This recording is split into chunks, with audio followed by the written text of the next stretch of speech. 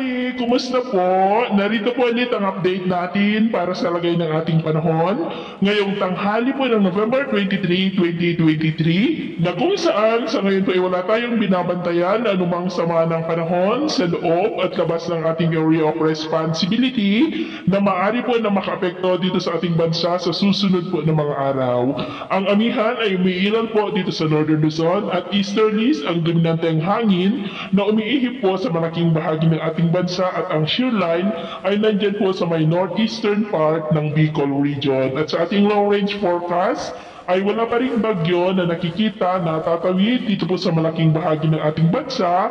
hanggang po sa susunod na 2 linggo. At sa lagay po ng ating panahon ngayong tanghali, dahil po sa shear line ay maulap pa rin ang kalangitan na may mga pulupulong pag-ulan sa ilang bahagi ng Calabarzon, Bicol region at maulap rin ang kalangitan with isolated rain sa ilang bahagi pa ng Samar provinces, Northern Leyte, ilang bahagi ng Bohol, Cebu, Bacolod, Aklan, Oriental Mindoro, ilang bahagi rin ng Cagayan, Caraga, Davao Region at Sulu Archipelago.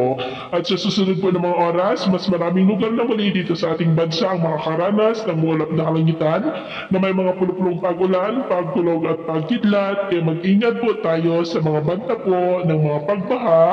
at pagguho ng lupa.